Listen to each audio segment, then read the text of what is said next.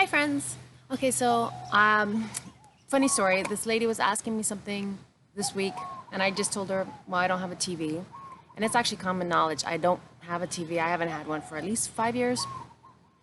I don't want one, and people always offer me their spare TV. A lot of people actually offer me to buy me a TV, and it was super sweet. But I have no TV for a reason. So anyway, before we get started on this, because then she asked me, well, what do you do? Because everybody's just so bored right now, is what they're saying. I don't understand that. So I'm on the complete opposite end of the scale where you could leave me at home for a month and I would still be busy because I have so many things I'm interested in doing. And anyway, so quick thing to remember before I say this. And I think it was given or attributed to Eleanor Roosevelt. But she said, great minds discuss ideas. Average minds discuss events, and small minds discuss people. So that's one of the reasons I don't like the news, and I definitely don't like the gossip. So I like to think about ideas, and then you take all that information, but you are responsible for digesting it and coming up with your own conclusions. So anything I say, you go do your own research because you have to think what you think, and I have to think what I think, but we're all learning, right?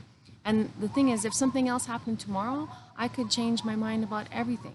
You have to keep a mind that's open. That's something that I've learned. I think it was Dr. Wayne Dyer who said, keep a mind that's open. I like to say, keep a mind that's open to everything good. But anyway, so I was telling her, well, like I like to think about ideas, and like for instance, one thing. Okay, so there's this man. His name is Masaru Emoto. He was born in Japan in July 1943, and he passed on. He transitioned in October 2014. So this is relatively within our lifetime. Like this is not long ago, and he published a book called Messages in Water, and he took pictures with a microscope and high-speed photography, and basically he was taking pictures of the crystals of the waters, like the snowflakes, right? And then, so basically so some people call him an author and a pseudo-scientist, some people call him a scientist, and we'll get to that in a second.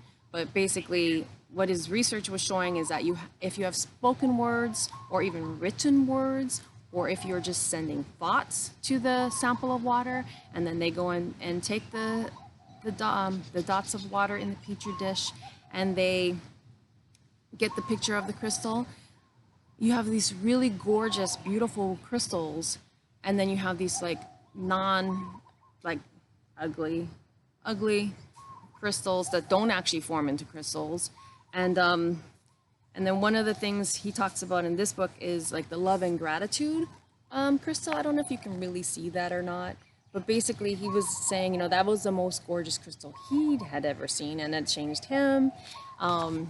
This is a different one, right? The hidden messages in water. And so if you go with that thinking, and then expand on it, if your body is 70 to 80% water, and even if you said, okay, my body's only 50% water, think about what are the thoughts that you are creating in your mind, and then if you say them outward, but anything that happens in your mind is affecting all of that water in your body, is what his science is actually, or his experiments are actually showing, right? And then you send it out into the world, and then everything comes home. Everything comes back to you. That's why you're only supposed to send out positive energy and positive thoughts. You're supposed to be nice. Like, remember when your grandmother or your mom used to say, if you don't have anything nice to say, don't say anything at all. Remember that? That's probably why. And they also say things like, don't send out curses, because curses, like chickens, come home to roost. So don't be jealous, don't hate. In fact, when you see someone else, even if you don't really like them, they're not your favorite, if you see them get something good, be super excited. That means something good is coming in for you, and like start changing that in your head and saying, this is awesome, I'm gonna have something good too, yay for them, right? Just, and then be done with it. Be done with it. Jealousy and hate and envy, all of that stuff, it doesn't do anything good for your own body. So anyway, so that's what his experiments were showing. And then, and that's along the lines of why I don't want to watch the news. I don't really want to know, because they just bombard you with tons of stuff over and over and over that isn't positive. Like, if the news actually gave you good news too, like actually good news, like think of all the babies that are born today.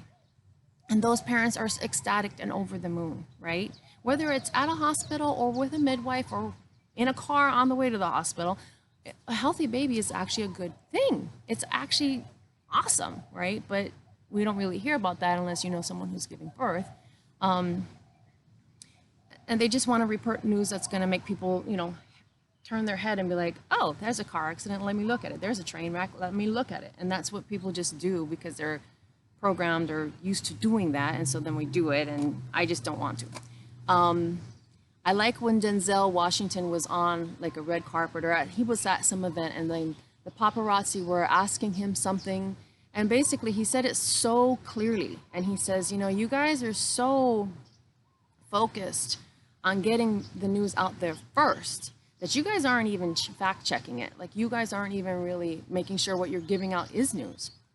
And by the time you send out bad news or bad information or something hurtful or harmful, what are you going to do? How are you going to take that back? If I started spreading rumors about you, and then all those rumors came out, and then I came back and said, oh, sorry, my bad, just kidding, that harm has already been done. You can't unring the bell. So, be careful about what you hear, and even stuff from me, like, go check it out yourself. And now let's think about this.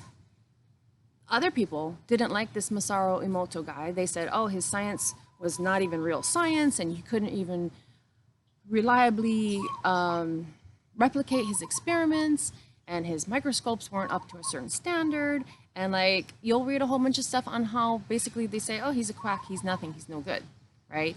I think they even discredited the university that his degree came from. Okay, quite honestly, between you and me, I don't care if you have an amazing degree or no degree at all, because I know some ridiculously smart people that have no degree and have made tons of money, ran their own businesses. Like, when you talk to them, they've got all these ideas, and they talk about all these thoughts that they have, and what about this and what about this. And when they bring up a problem, they actually have constructive ideas on how we could fix it or solve it. Or those are the most intelligent people I know, and they don't even have a degree. Some people I know that didn't even finish high school, but that's back in the day when people didn't finish high school. Now most people, I think, finish high school. But again, whatever. You're smart. Your brains, your intelligence does not necessarily Now I don't have vocabulary. This is great. And I have degrees of the yin-yang. But it doesn't correlate with how much education you have on a piece of paper, right? If you can't apply it in your world, then what's the point? Anyway, but some people totally discredit him. So if you start looking up this guy, you're going to be like, well, everything they said is like not true. And it's like, hey, that's what I'm saying. Like, think about the idea, figure out how it works for you, if it makes sense to you or not. I know if I'm having a bad day, it's because I'm like saying and thinking bad things that I don't want to be saying or thinking. And then I have to like totally reset. The nice thing is when you do go to bed, you can reset before you go to bed, clear out your mind, and you have a better chance of waking up and starting fresh and starting good the next morning, right? That's kind of a trick that a lot of people use. I use it for sure. People cut me off in traffic, and now I'm getting much better at being like, okay, God bless you. Like, drive safe, get wherever you're going, and I hope it's okay, because you don't know. Maybe they're rushing to see someone, a loved one at the not the airport, but the hospital. Maybe there is something important going on. I don't know. So I just benefit of the doubt, keep going, and then next I'm not mad for the next 10 minutes because somebody cut me off without a blinker because apparently their car doesn't have a blinker anymore in 2020. No blinkers on cars. Anyway, but yeah, so just take it into consideration. Think about what you want to think about. Make your own thoughts. Research something. Like, look up stuff. If you get completely bored, go look up quantum physics and start seeing some of these experiments. And these guys, they will like show you models and they'll explain it. And like for a minute, you're going to think, like you're really, really smart, you're gonna have to watch that video like a couple of times, really, just to try to explain it to someone else. But it's so cool. Quantum physics, like go look it up. You can't even make this stuff up. But they have real science backing it up. So if someone's gonna say, oh, this isn't real science, don't worry about this guy. Go look up quantum physics and it's gonna blow your mind. Like it's awesome. It's awesome. I wish I could explain it to you today, but I can't. Maybe later. I'm gonna have to like really study up on that. Anyway, so that's what I do. I read books, I watch videos. I love to do my yard work and like be in my yard. One day my yard is gonna actually look like it looks in my head, which is awesome, but I still enjoy it as it is now.